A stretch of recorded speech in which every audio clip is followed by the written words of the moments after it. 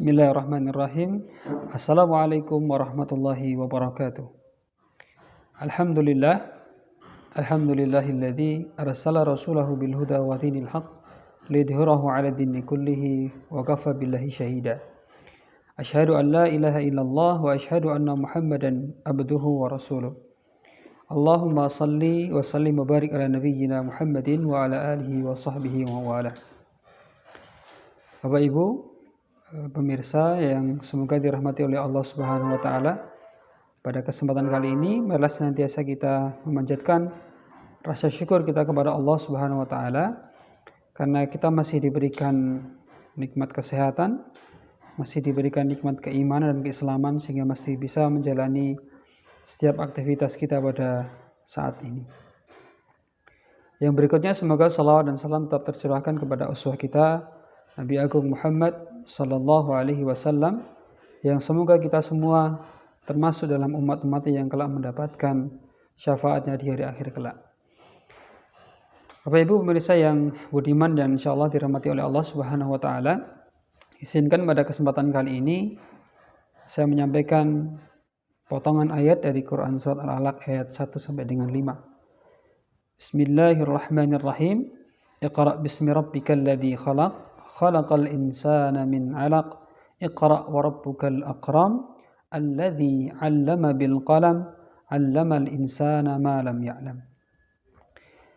Bapak Ibu sekalian dirahmati oleh Allah Subhanahu wa taala, tentunya ketika ada sebuah pertanyaan, sejak kapan manusia itu hidup?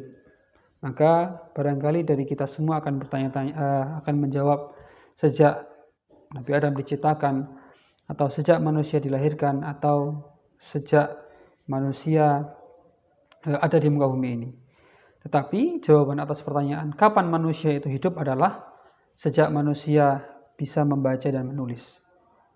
Lantas muncul pertanyaan, kenapa sejak manusia bisa membaca ataupun menulis?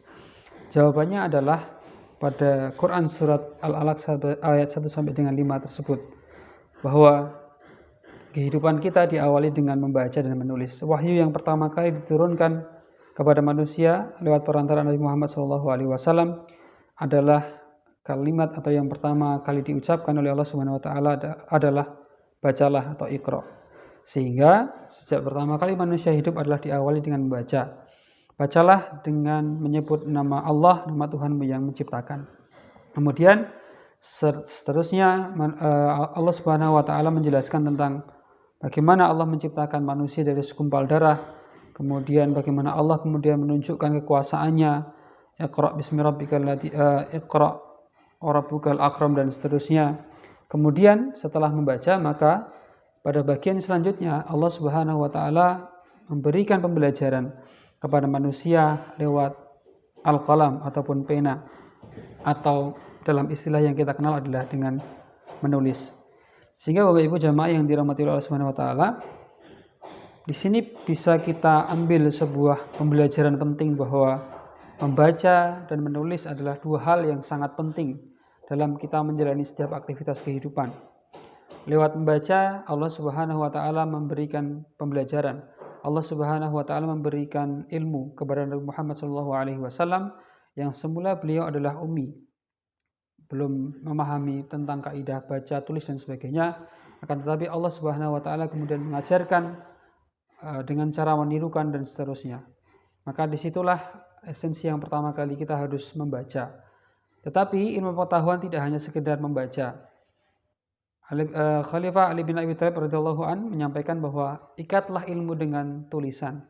Sehingga setelah kita membaca, maka kita menulis apa yang telah kita baca tersebut. Atau sebaliknya, kita membaca tulisan yang telah ditulis oleh para pendahulu kita.